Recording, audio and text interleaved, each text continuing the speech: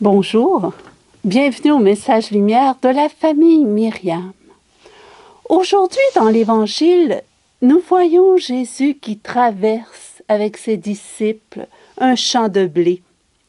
Et voilà que ceux-ci se mirent à arracher des épis parce qu'ils avaient faim. Les pharisiens aux aguets réagissent rapidement. Que reprochent-ils aux disciples de Jésus? D'avoir volé des épis? Sûrement pas, car la loi de Moïse prévoyait en Deutéronome 23, verset 26, que si tu passes par le champ de blé mûr de ton voisin, tu pourras cueillir des épis avec la main, mais tu n'y mettras pas la faucille. Les pharisiens sont des fidèles observateurs de la loi. Ce qu'ils reprochent aux disciples de Jésus, c'est d'avoir fait ce geste un jour de sabbat. Voilà que tes disciples font ce qui n'est pas permis de faire le jour du sabbat. Ils s'appuient sur Exode 34, verset 21 qui dit « Pendant 6 jours, tu travailleras, mais le 7e jour, tu te reposeras. Même au temps des labours et de la moisson, tu te reposeras. » Au fond, les pharisiens assimilent le geste des disciples de Jésus à un travail de moisson et jugent et condamnent les disciples. Et de ce fait, leur maître qui les laisse faire ce qui n'est pas permis de faire le jour du sabbat. Jésus va leur montrer que Dieu ne juge pas selon les critères des hommes. L'argumentation des pharisiens s'appuie sur les Écritures. Jésus va lui aussi s'appuyer sur les Écritures pour montrer les critères du jugement de Dieu. Il prend l'exemple de David, le roi selon le cœur de Dieu, qui un jour entra dans le temple, lui et ceux qui l'accompagnaient. Comme ses disciples, ils avaient faim. Or, les disciples, selon la loi, pouvaient manger les épis, alors que David et ses compagnons, eux, n'avaient pas le droit de manger les pains de l'offrande que seuls les prêtres avaient le droit de manger. Eux aussi ont fait ce qui n'est pas permis. Cependant, David n'a pas fait ce geste un jour de sabbat.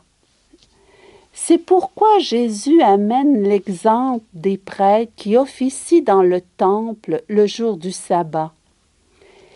Ils manquent au repos du sabbat sans commettre de faute. David et ses compagnons ont fait ce qui est interdit. Les prêtres, eux, travaillent le jour du sabbat. Est-ce que Dieu est offensé par la façon d'agir de David et des prêtres? Non. Pourquoi? Parce que David fait confiance à Dieu en venant dans sa maison chercher son pain. David n'avait pas peur de Dieu. Dans son besoin, il s'est tourné vers Dieu en confiance. Les prêtres, eux, servaient Dieu. Or, le jour du sabbat est donné à l'homme pour servir Dieu dans la liberté. Il s'offre à lui en observant ses commandements de l'amour. Aimer Dieu et son prochain. Qu'est-ce que Jésus enseigne aux pharisiens?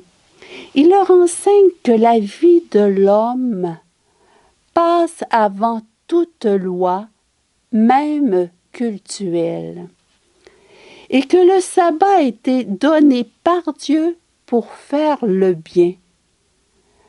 Le bien consiste à faire ce qui plaît à Dieu.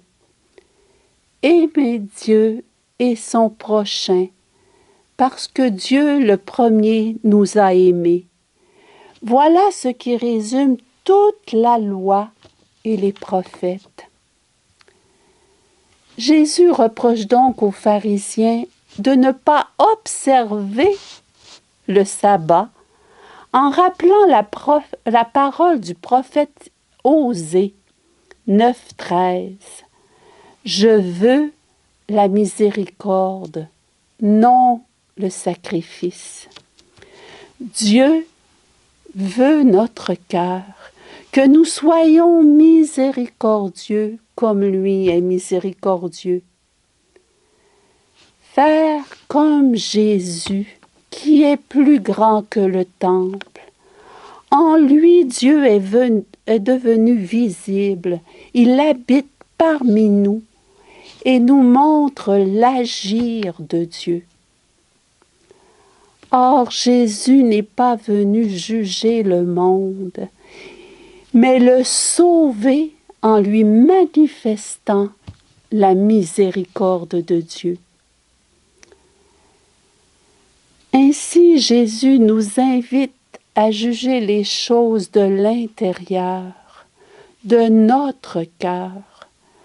Le geste n'a de valeur que par l'amour que nous y mettons. Jésus n'abolit pas la loi